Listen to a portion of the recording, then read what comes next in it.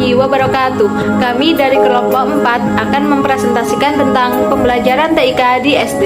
Komputer dan komponennya. Metode dan teknik pembelajaran TIK berbasis internasional games di SD. TIK pada masa sekarang ini telah berkembang pesat.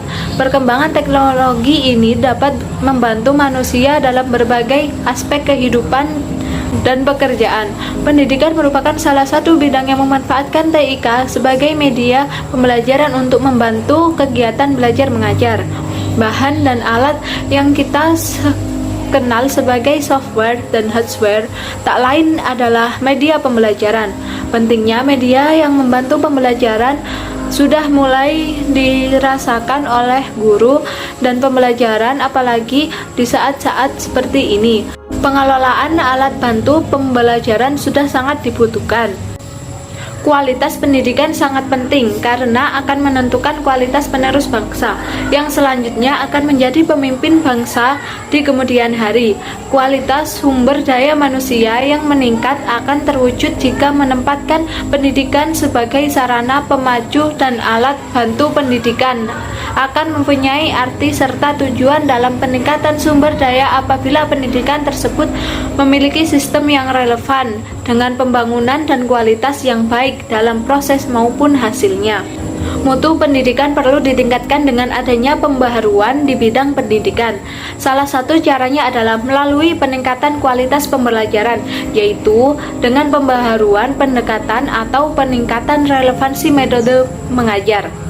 Metode mengajar dikatakan relevan jika dalam prosesnya mampu mengantarkan siswa mencapai tujuan. Penggunaan metode ceramah menjadikan siswa sebagai pendengar dan pasif, sehingga siswa cenderung bosan dan kurang tertarik untuk mengikuti proses belajar mengajar atau PBM. Akhirnya, peserta didik tidak sepenuhnya memahami materi dengan baik. Pemilihan metode dan media pembelajaran yang tepat dapat menunjang tersampaikan materi ke peserta didik dengan baik. Pentingnya media yang membantu pembelajaran sudah mulai dirasakan oleh guru dan pembelajar. Pengelolaan alat bantu pembelajaran sudah sangat dibutuhkan. Salah satu media pembelajaran yang baik yaitu menggunakan media yang interaktif berbasis game. Media pembelajaran dapat disajikan secara tekstual, animasi, video, dan gambar. Perpaduan penyaji tersebut diharapkan peserta didik lebih termotivasi dan merasa tidak cepat bosan. Oleh karena itu, beberapa orang membuat game yang berisikan tentang edukasi sebagai sarana media pembelajaran untuk guru ataupun orang tua untuk mengajarkan kepada anak atau siswa mereka. Oleh karena itu, beberapa orang membuat game yang berisikan tentang edukasi sebagai sarana media pembelajaran untuk guru ataupun orang tua untuk mengajarkan kepada anak atau siswa mereka. Game edukasi merupakan sebuah permainan yang telah dirancang untuk mengajarkan pemainnya tentang topik tertentu, memperluas konsep, memperkuat pembangunan, memahami sebuah peristiwa sejarah atau budaya, atau membantu mereka dalam belajar keterampilan karena mereka bermain. Baik, untuk materi selanjutnya yaitu tentang langkah-langkah dalam metode pembelajaran bermain game. Yang pertama, memilih game sesuai topik. Pendidik memilih game sesuai topik yang akan disampaikan. Yang kedua, penjelasan konsep. Pendidik memberikan penjelasan atau konsep awal terkait dengan game yang akan dimainkan. Yang ketiga, aturan. Peserta didik menyepakati aturan yang disampaikan oleh pendidik. Yang keempat, bermain game. Peserta didik bermain game menggunakan alat yang ditentukan sebelumnya. Yang kelima, merangkum pengetahuan. Peserta didik merangkum pengetahuan yang didapatkan dari game yang telah dimainkan. Yang keenam, melakukan refleksi. Peserta didik melakukan refleksi dari hasil pembelajaran. Selain itu, kita dapat merancang aktivitas pembelajaran. Game tersedia dibagi dalam 3 tipe, antara lain tipe berkelompok, tipe bermain bersama, tipe individu. Sementara teknik atau cara pembelajaran yang bisa diberikan pada peserta didik bisa seperti game memuat edukasi bagi peserta didik seperti game tebak kata, game memecahkan masalah, game mengganti kosakata dengan bahasa Inggris, dan game belajar dengan sistem kuis. Untuk materi selanjutnya akan disampaikan oleh teman saya.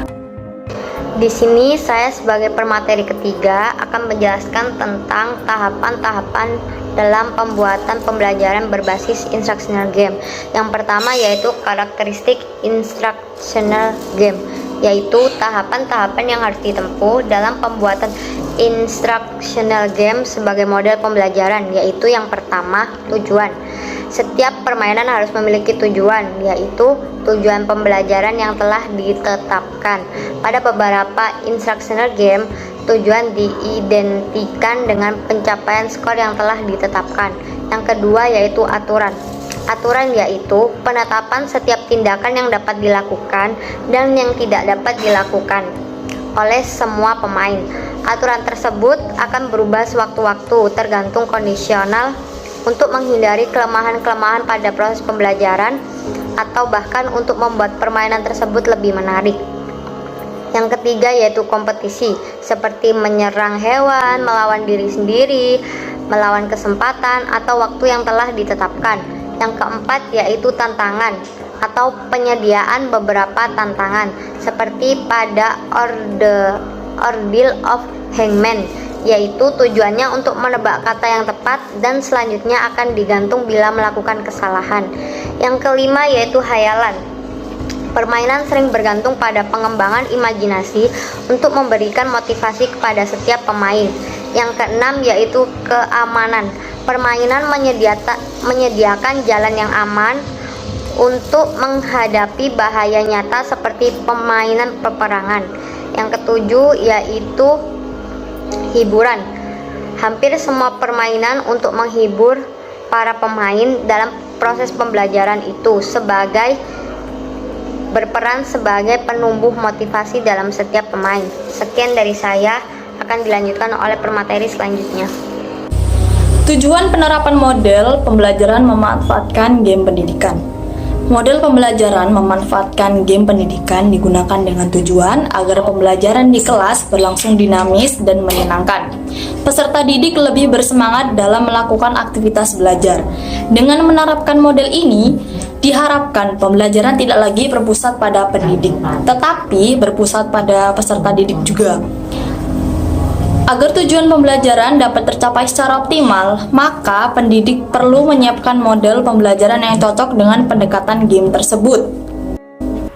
Flowchart model instructional games. Pembuatan flowchart CBI model instructional games sama dengan pembuatan flowchart CBI model drills pada penjelasan sebelumnya. Langkah-langkah produksi model instructional games. 1. Perencanaan produksi model instructional games meliputi A. Rencana pelaksanaan pembelajaran atau RPP model instructional games. B. Perencanaan program PBK instructional games. Pendahuluan, tujuan atau SKKD indikator. Pengalaman belajar, treatment, dan storyboard. C. Flowchart PBK model instructional games. 2. Proses produksi program instructional games. Langkah selanjutnya yang harus ditempuh adalah proses produksi. Disinilah seorang pengembang model games pembelajaran akan mengarahkan seluruh kemampuannya untuk menghasilkan program games pembelajaran yang layak dimanfaatkan dalam kegiatan pembelajaran. Pada tahap proses produksi instruksional games harus memperhatikan beberapa hal, diantaranya pembukaan, kerangka instruksional games, dan yang terakhir yaitu penutup. Pada pendahuluan ada beberapa hal yang meliputi judul program. Judul program merupakan bagian penting untuk memberikan informasi kepada siswa tentang apa yang akan dipelajari dan disajikan dalam program permainan. Yang kedua yaitu tujuan. Bagian ini menyajikan tujuan sehingga ada indikator yang harus dicapai oleh siswa dari program yang telah dibuat. Yang ketiga yaitu aturan.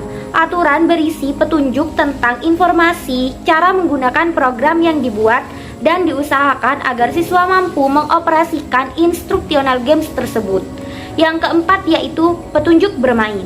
yang menginformasikan setiap tindakan yang harus dilakukan dan dilengkapi pula cara menginstal software ke dalam komputer dan bagaimana instructional games tersebut dioperasikan.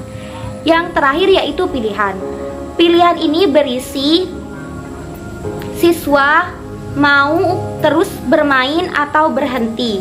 Selanjutnya yaitu kerangka instructional games. Terdapat 15 komponen dalam instructional games, yakni penyajian skenario atau bentuk-bentuk kegiatan yang akan dilalui oleh pemain, menyajikan tingkatan realita dari sebuah skenario yang tercermin dari bentuk nyata, khayalan atau tidak nyata. Kemudian menentukan pelaku permainan, menentukan peranan dari permainan. Permainan memberikan tantangan terhadap pemain dengan berbagai cara. Kemudian menyajikan aspek yang memunculkan rasa ingin tahu untuk menambah motivasi untuk menggali informasi. Terdapat kompetisi yang alamiah, memunculkan bermakna atau tidak bermakna dalam pembelajaran, memunculkan kemampuan melawan kesempatan, menentukan kemenangan atau kekalahan, memunculkan pilihan, memberikan informasi, menentukan instruksi bergiliran. Terdapat aktivitas yang khas, kemudian akan selalu ada aktivitas dalam sebuah permainan. Tahapan yang terakhir yaitu penutup. Dalam penutup, permainan dibawa untuk memilih melanjutkan permainan atau mengakhiri permainan dengan pilihan yes dan no. Tujuan penerapan model pembelajaran memanfaatkan game pendidikan. Model pembelajaran memanfaatkan game pendidikan digunakan dengan tujuan agar pembelajaran di kelas berlangsung dinamis dan menyenangkan. Peserta didik lebih bersemangat dalam melakukan aktivitas belajarnya. Dengan menerapkan model ini, diharapkan pembelajaran di kelas tidak lagi berfokus kepada pendidik, tetapi juga kepada peserta didik. Agar tujuan pembelajaran dapat tercapai secara optimal, maka pendidik perlu menyiapkan model pembelajaran yang cocok dengan pendekatan game. Merancang aktivitas pembelajaran. Pendidik dapat melakukan beberapa aktivitas melalui yang pertama, aktivitas belajar di sekolah, dan yang kedua, aktivitas belajar di rumah. Yang perlu dilakukan pendidik dalam aktivitas belajar di sekolah yakni yang pertama, pendidik menyiapkan lembar kerja peserta didik untuk materi yang akan dipelajari. Yang kedua, pendidik membagi peserta didik dalam kelompok-kelompok tertentu untuk game tipe kelompok, sedangkan untuk tipe yang lain tidak perlu dikelompokkan. Yang ketiga, pendidik memberikan konsep awal tentang topik yang akan disampaikan. Yang keempat, setelah bermain, peserta didik diminta untuk membuat rangkuman dan melakukan refleksi. Sedangkan untuk aktivitas belajar di rumah, hal yang perlu dilakukan oleh pendidik adalah yang pertama, pendidik memilih topik yang akan disampaikan. Yang kedua, pendidik memberikan persepsi mengenai game. Yang ketiga, pendidik memberikan tugas yang akan dilakukan oleh siswa di rumah. Dan yang keempat, peserta didik diminta merangkum setelah bermain game di rumah. Dan yang terakhir, peserta didik melakukan refleksi di sekolah. Sini saya akan membacakan kesimpulan dari materi yang disampaikan sebelumnya. TIK pada masa sekarang ini telah berkembang pesat. Perkembangan teknologi dapat membantu manusia dalam berbagai aspek kehidupan dan pekerjaan. Pendidikan merupakan salah satu bidang yang memanfaatkan TIK sebagai media pembelajaran untuk membantu kegiatan belajar mengajar. Pentingnya media yang membantu pembelajaran sudah mulai dirasakan oleh guru dan pembelajar. Pengelolaan alat bantu pembelajaran sudah sangat dibutuhkan. Pembelajaran TIK yang berbasis game perlu diberikan kepada peserta didik untuk membekali kemampuan berpikir logis, analitis, sistematis, kritis, dan kreatif.